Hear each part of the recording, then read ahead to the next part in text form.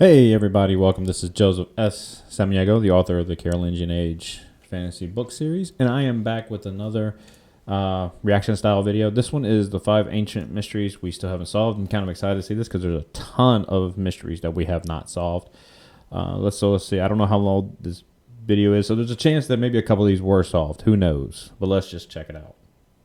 Today on Side Projects, we're going to profile 5 ancient mysteries that we still haven't solved, and if you enjoy a good mystery, especially a good murder mystery, then I think you might want to check out my new podcast, The Casual Criminalist, covering some of the darkest things that we could find from the history of crime. From the UK doctor who was the worst serial killer in history, to the time an American socialite murdered her best friend with a car, allegedly, and totally got away with it, allegedly, and much, much more. But it's also pretty laid back, it's a bit more freeform, with the occasional laugh, because isn't death hilarious? Weekly shows wherever you get your podcasts, also on YouTube. As of recently, there are links below, and let's get into the video. Alright, let's just check this out. History gives us context and helps us understand how we got to where we are today, or why a historical event happened the way it did. How little changes here or there could have resulted in massively different outcomes. Of course, that really only works if we know what actually happened. Unfortunately, there are many historical events where the records that could tell us exactly what happened are either gone or hidden away, being lost to history.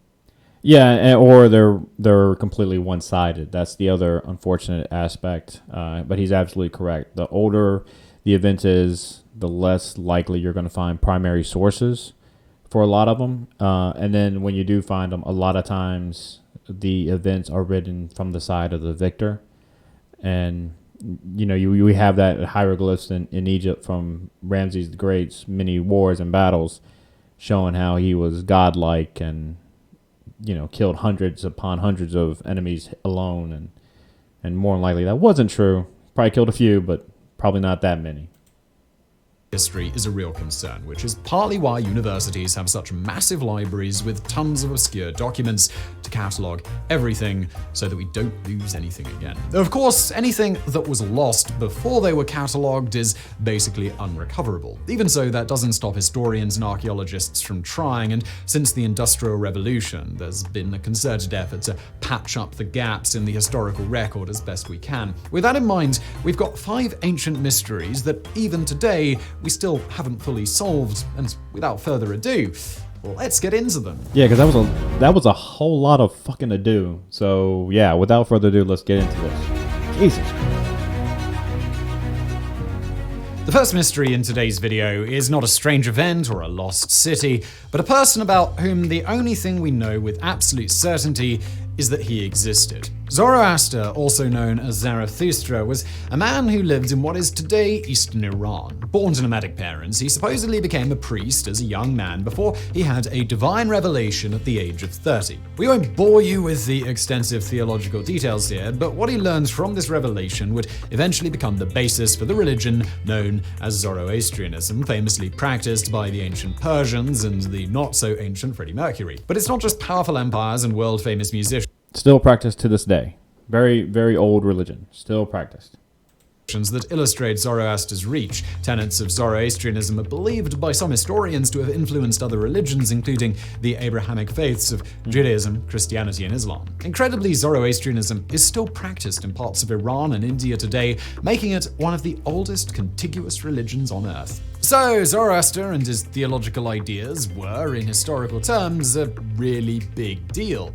So what else do we know about him? The answer is, well, not much at all. Though we have a decent picture of Zoroaster's religious ideas, the man himself is almost as legendary as the gods he spoke of. Historians don't know exactly where he was born or even when. The more orthodox historical conclusion is that Zoroaster lived at around the same time as Cyrus the Great, founder of the first Achaemenid Persian Empire, which would put his life at around the 7th century BCE. But Cyrus has a few historical blank spots too. You see, around this time, history as a profession was less about actual facts and information than it was about telling a good story, hence why the Persian Empire is often viewed as despotic and tyrannical, even though they were actually, as the technical term goes, pretty chill. The bad reputation we get from the Persian Empire comes largely from Herodotus, a Greek historian who, despite being called the father of history, included many obvious legends in his historical writings, which means that you can't take the source solely at its word, and you have to split hairs to find out what's real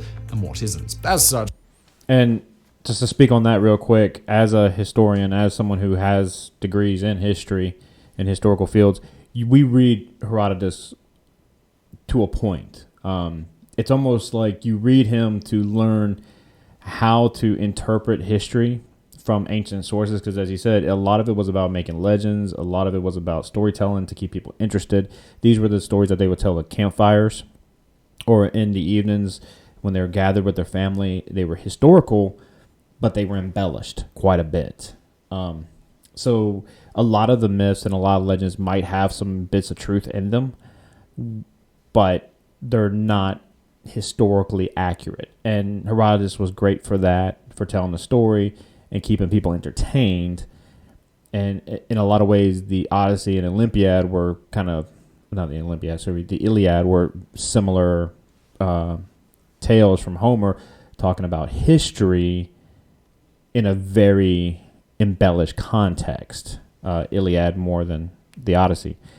And you read Herodotus and you learn kind of, in a sense, what not to do, but then also there is a little bit of takeaway from that to say, hey, if you want to be entertaining as a historian, maybe take some key points from him on narration. Because one of the things as a historian, I hate reading is historiography. And it's very important. It's probably the most important aspect of any historian's work, is to discuss and refer back to, analyze previous historians' thoughts and opinions on the subject, and that's what that is. And it's probably the most boring part of any historical article or work. Herodotus actually makes that somewhat enjoyable, because he embellishes. That's not what you want to do in history, but you want to liven it up a little bit. So that's why a lot of these great things on YouTube are great, because you get to liven it up. Again, though, he's talking about it from a Greek perspective of the fallen Persians and of a propaganda aspect. So again, he wasn't being accurate of the Persians. With both Cyrus and Zoroaster, it's difficult to disentangle the legend surrounding these two with the actual historical facts, which is a tendency you will notice a lot if you study ancient history. Case in point, here's a drawing of Cyrus the Great with wings. Yeah. With that in mind, some scholars think that Zoroaster could have lived as far back as the 6th millennium BCE. That's some serious guesstimation there, but it really is the best we can do with the information that we have available. If we want to know more, we'll probably have to go to Iran to get it, and we're probably not going to do that. Yeah, and like I said, it's one of the oldest religions. It's on par with the Hindu faith, and even probably older than the Buddhist faith, or close to the same age as the Buddhist beliefs, for being really one of the oldest religions, predating Christianity, Judaism, and Islam, and many others. Probably the oldest faith is just really the natural way. I know in parts of Asia, I think it's the Tingri faith, where it's just a more naturalistic belief system in the world around us, nature, ancestors, belief that your ancestors are part of the faith as well. And it's just a much more, I guess in a sense, it's probably one of the older faiths. That probably is the oldest faith, if you even want to classify that as a religion. Bronze Age collapse, yes. The next entry in this video is one that if you've watched any history channels on YouTube, you're probably quite familiar with. It's the Late Bronze Age collapse. Now, we won't spend too much time on this one because there are a billion videos about the Bronze Age collapse that go into far more detail than we could in a couple of paragraphs. So with that in mind, we'll just give you the Cliff Notes version, and then you might want to go and read or watch about the Bronze Age collapse somewhere else. Why would you want to do that? Well, probably because it's one of the greatest mysteries in history. So here's the deal. In the year 1200 BCE, there were several huge empires in the Eastern Mediterranean and Mesopotamia. You may recognize the names of some of them: the Hittites, the Babylonians, the Mycenaeans, Greeks, and so on. These empires were large, populous, and powerful. 50 years later, they were gone. According to archaeological evidence, almost every single major city in the Eastern Mediterranean was violently destroyed, many of them never to be occupied again. So what happened to them? The most powerful states on the planet?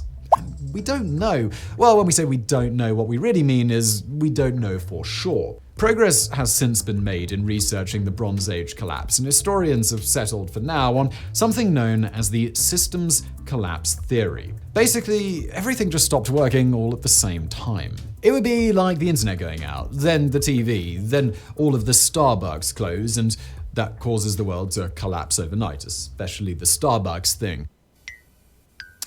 There were probably famines, natural disasters, tin shortages, tin being a necessary component of bronze, which makes it a vital resource for, the Bronze Age. In addition to this, there is a good deal of evidence for a group of people that historians refer to rather blandly as the Sea Peoples. A lot of information about them is still shrouded in mystery, but here's what we know for sure. First, they were an ethnically diverse confederation of peoples originally from the Western Mediterranean. Second, they migrated via sea to the Eastern Mediterranean either to find wealth or to escape hardship in their original homes. And third, they were really good at winning wars. It's not known for sure how much of an impact they had, but there is historical precedent for armies of unified groups conquering vast swaths of territory and annihilating entire towns. We're thinking of you, Genghis Khan, and well, speaking of Genghis Khan...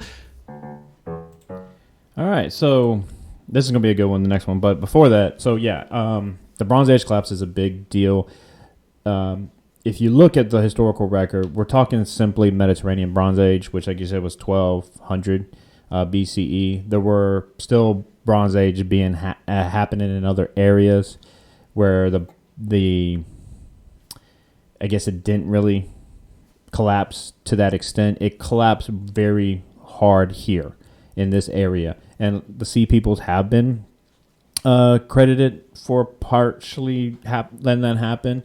They got to Egypt, which was in the New Kingdom at that time, and were stopped. That Ramses defeated them, and that was the hieroglyphs I kind of referenced earlier. The Sea Peoples were a very famous and mysterious. Could also do a mysterious thing about it because we really don't know where they came from or who they really truly were. But there are some other contexts that we could think of for the Bronze Age collapse. And again, when you're talking about, you start saying like, okay, well, the major hub cities in these civilizations start collapsing, start losing money. Their surrounding cities that are dependent on them will suffer as well. And one of the major events that actually happened was a very strong, very violent volcanic eruption in Iceland around 1159 BCE. And this caused a lot of worldwide issues and it happened over a course of really 200, 300 years, several different eruptions from that same volcano. And when that happens and you start lowering the temperature, famines start happening and funds and other things get diverted. So what you really could see is this mix of issues, and I'm not solving this mystery at all, but you could see this mix of issues. You got Sea People coming in invasion. You got economies collapsing from various things, such as volcanoes. And as you said, the tin dried up. Now, we do know of tin sources elsewhere, but if you don't have the money to pay your sailors and you don't have the money to do certain things, you're not going to have the money to go elsewhere. So, all right, let's get to Tomb of Genghis Khan. Genghis Khan is remembered as history's greatest conqueror. He unified the disparate nomadic tribes of Mongolia into a unified force of unmatched warriors and then led them on a military campaign across the Eurasian continent, conquering the steppes of Central Asia, northern China, and northern Persia. His successors would go on to continue his conquests, creating the largest land empire in history and conquering lands in Russia, the rest of China, and the Middle East. Descendants of Genghis would famously create their own empires, including Timur and Babur, who founded the Timurid and Mughal empires respectively. Nobody is immortal, at least. In fact, one of Genghis Khan's descendants, and it's not really as great of a claim to fame as you think of, because I think at one point 5 or 10% of the world could claim heritage from Genghis Khan, but was still ruling in, I think, the 1940s.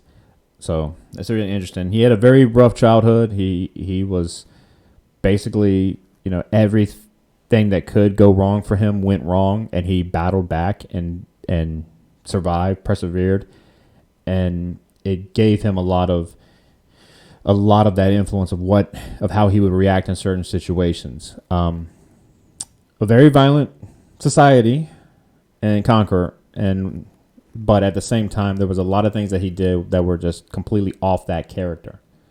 And there was a lot of religious tolerance. There was a lot of, your skill. Yeah, you're born low class. However, your skills in engineering, or your skills in farming, or your skills, in dictation, lawyer, doctor, medical, are what we want. So we're going to elevate you.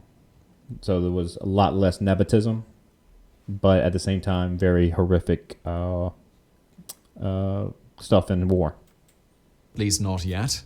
Still waiting on their scientists, come on. And as such, Genghis Khan died in August of the year 1227. We don't know exactly how he died. Could have been illness, injuries from hunting, killed in battle, or simply passing away quietly in his sleep. His body was taken back to Mongolia, where a giant mausoleum was constructed as his tomb, becoming a place of reverence for Mongols everywhere, a fitting resting place for the great Khan. At least it might have been, if that's where he was actually buried. Because this mausoleum isn't actually Genghis Khan's resting place. It's a memorial, but it's not a tomb. So where was Genghis Khan buried? To put it simply, no idea. Genghis Khan requested for his body to be buried quietly, without any markings or signs. Since you don't disobey the great Khan even when he's dead, he still might get you. That's exactly what was done. His body was returned to Mongolia after his death, and the best guess that we can make from there is that he was returned to Khenti in the east of the country where he was born, and that he is buried somewhere close to the Onon River. And that's really the best we can do without churning up every square foot of dirt in Mongolia looking for the guy. According to legend, 2,000 people attended his funeral, who were then killed by one of his armies, who were then killed by his escort, who then killed everyone they found along the way, who then committed suicide when all was said and done. Now, in terms of historical authenticity, that probably isn't what actually happened, but we get the gist that Genghis wanted his body to be hidden away from the world after he was dead, which is an oddly humble end for a man who wrote himself into history with so much blood and conquest. Much like where he is buried, we can only speculate about his intentions. So yeah, that's, I don't want to say that's true, but yeah, that's how the legend goes, that if you came out to see his funeral procession, you were killed. The people who buried him were then killed, the people that killed them were then killed as well, and then supposedly those that did it took their own life, so no one returned. There's also tales similar to Attila the Hun. There's tales that they diverted a river, buried him, and then put the river back, so he's actually under a river. There's tales that he's buried on a sacred mountain, and even to this day, no one's allowed to go to that mountain. There have been some expeditions, and there are universities in Mongolia who are working very hard to try to find his tomb, his grave. There is a legend that does say that when they find it, the end of the world will come. So, there is all these. He's still such an enigmatic figure, and almost like really a national hero in Mongolia, and just such a mysterious figure to the rest of the world. So.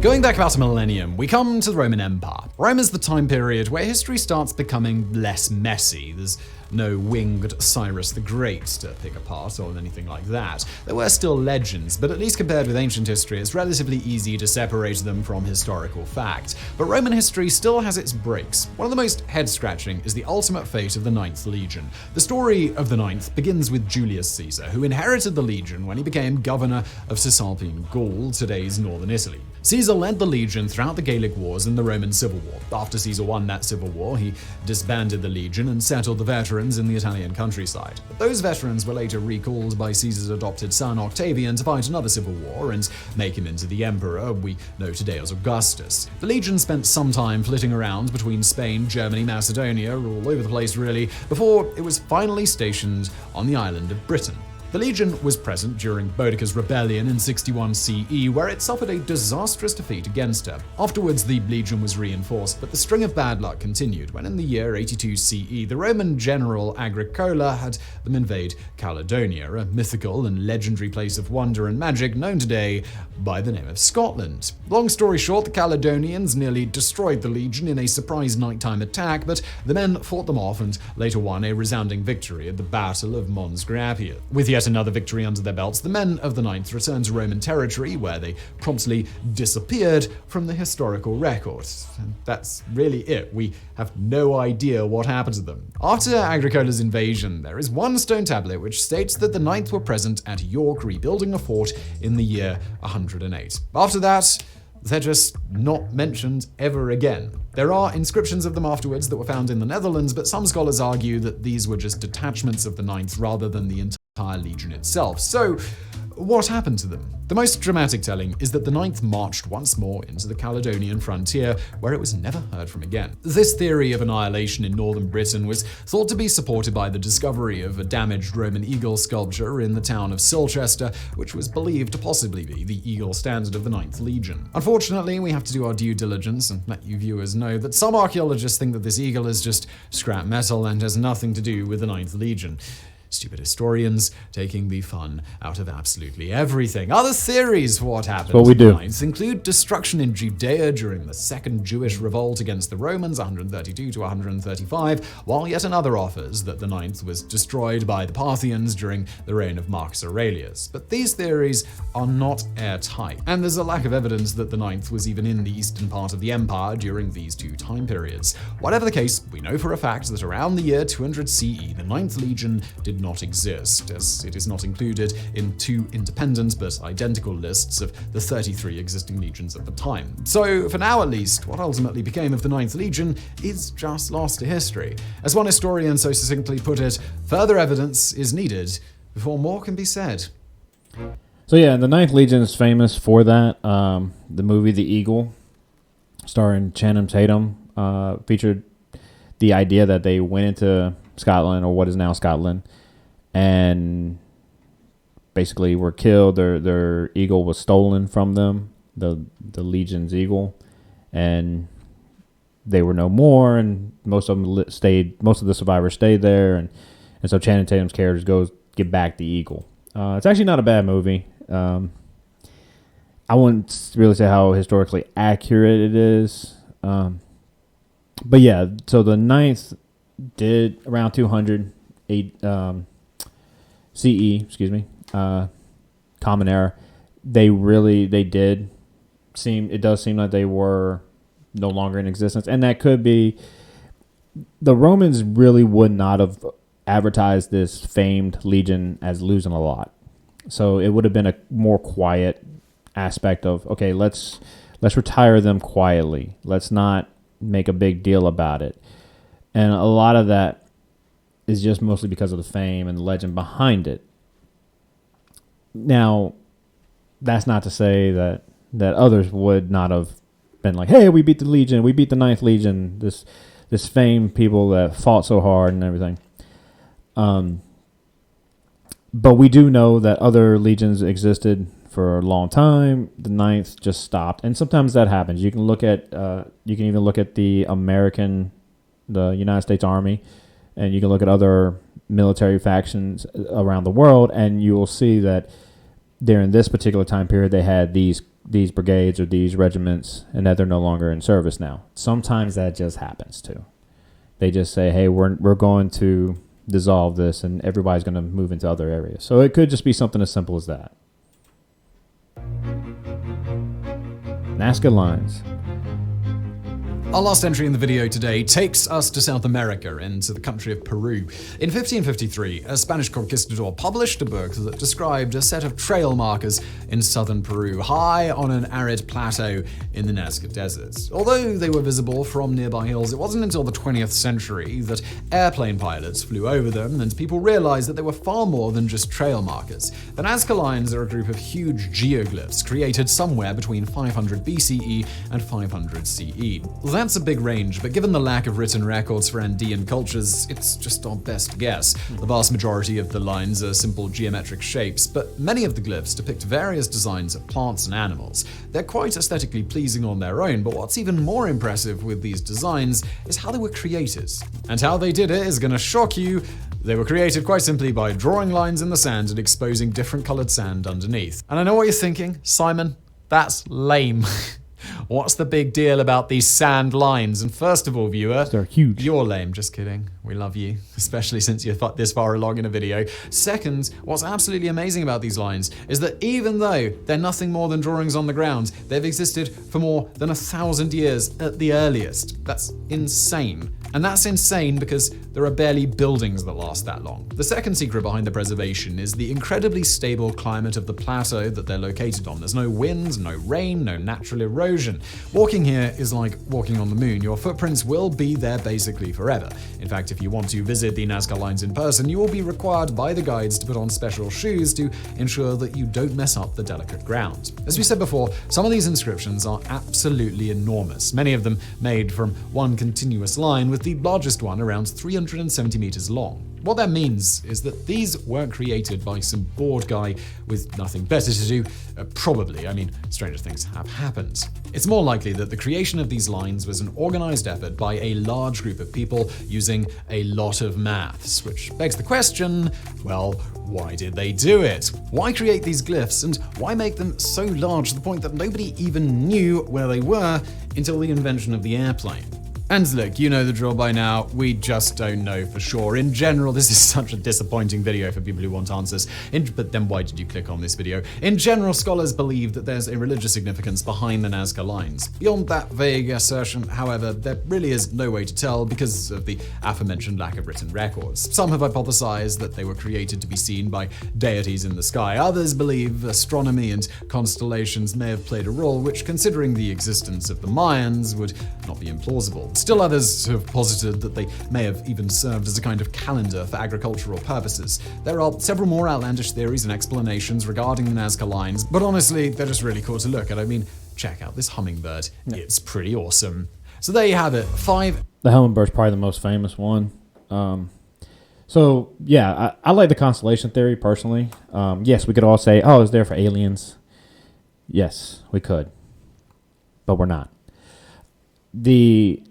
The constellation theory to me is probably the most likely, just because, and a lot, you got to think too, the constellations that we in the United States really look at a lot of, what we're seeing, I'm not talking about the actual stars themselves, just the shapes that the stars are making, that we're seeing and we're looking at, are more in line with Greek and Roman ideals and what they saw.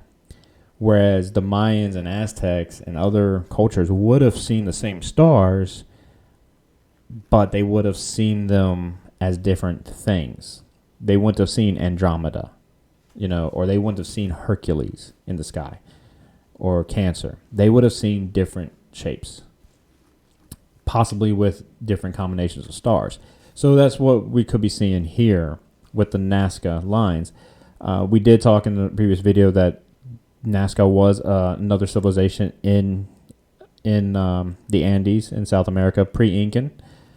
So we didn't really go into that one that much, but we did talk a little bit about it. So that's just part of that culture that they would have had their own belief system and their own traditions, especially when it came to viewing the stars. That's a very common humanistic thing, that we view the stars, we look at the stars, and a lot of it's wonder and just seeing something bigger and more than ourselves, and then even in our world, we're just a small speck in this huge universe. All right, so there you have it. That's my reaction video for today. Pretty cool stuff. I mean, like I said, there were no mysteries solved. Cool theories, a lot of great theories, and I hadn't seen this one, so I'm actually glad it was on some stuff I actually kind of knew about. But anyway, check me next time. Like and subscribe. Check out my books on Amazon, and I'll see you next time.